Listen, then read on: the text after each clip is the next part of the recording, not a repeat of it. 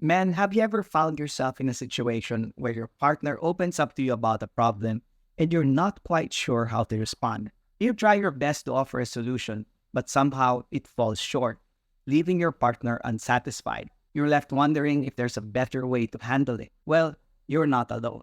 We've all been there, and that's exactly what we're diving into today. In this video, we're discussing 5 things to avoid when your partner opens up to you about a problem. Let's get into it. Hi everyone, my name is Coach Anton, and if it's your first time here, I make videos on improving relationships, behavior, and spirituality. If you haven't subscribed yet, please click that subscribe button, give this video a like, and hit that notification bell so you will be updated when I upload a new video. Now, let's go back to our topic. The first thing that you need to avoid when your partner opens up to you about a problem, avoid just giving solutions right away. Picture this. Your partner leans in, shares a problem she has on her mind, and what's your instinct?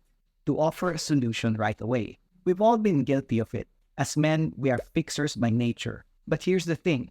Most of the time, your partner needs you to be more than just her problem solver. They also want someone who listens, cares, and understands. So the first thing you need to avoid when your partner opens up to you about a problem is to just go straight and fix the problem right away. A simple rule to follow is to listen first, comfort second, and third, if still needed, provide a solution to fix the problem. Number 2, avoid invalidating their feelings. Have you ever felt like your partner is just being too emotional, or that their problem isn't something worth your time and energy to worry about? When these feelings arise, we usually end up invalidating our partner's feelings by saying something like, "It's not a big deal. You're just being too emotional.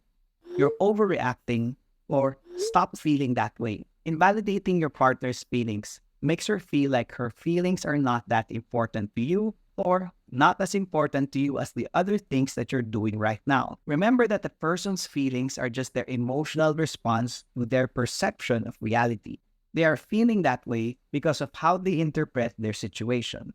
So it's important to acknowledge how they feel first, and then if you want to help her, you can do so by guiding her to explore another perspective of looking at her problem. Number 3, avoid comparing your experiences. When your partner opens up to you about their experiences or feelings, it's important to provide a supportive and empathetic response rather than comparing their experiences to your own. Saying things like, "That's nothing compared to what I've been through," or "Your problem is not as bad as mine," and other comments like that will not be helpful in bringing her comfort and making her feel secure. It's not a competition. Her problem is equally big in her eyes as your problem is to you. Remember, when someone opens up to you, they're seeking understanding and support.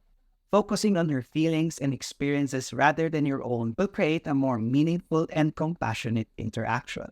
Number 4, avoid taking offense if it's about you. Okay, here's a tricky one. Your partner opens up about something involving you, and suddenly you're feeling defensive. It's natural, but it's also a critical point where the focus of the conversation can really get derailed. And if you're not careful, it can quickly escalate into conflict.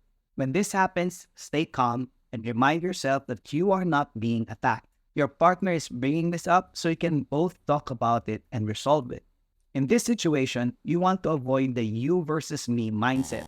Instead, take a you and me versus the problem approach as you continue with the conversation. Learning to do this will greatly improve connection and communication in your relationship. And last but not the least, number 5, avoid overwhelming the conversation with too much advice. Even after listening to your partner and doing your best to show her that you care, it's also easy to fall into the trap of overwhelming her with too much advice. Remember that at the end of the conversation, you want her to feel heard and understood, and not you. The saying, "too much of a good thing can be a bad thing," is true in this situation.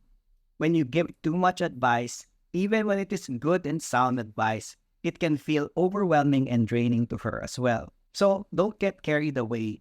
Keep your advice short, meaningful, and straight to the point. As we end, avoiding these 5 things and practicing these small adjustments I've shared can completely reshape how you connect with your partner. It's not going to be easy, so it's best to humble yourself, ask for God's grace, and commit your relationship to Him. If this was helpful to you and if you have any additional insights or questions, please share them in the comments. Thank you for joining me today. Please give this video a thumbs up, subscribe to my channel, and share it with others who might also benefit from it. Until next time, take care and remember to keep those connections strong. God bless you.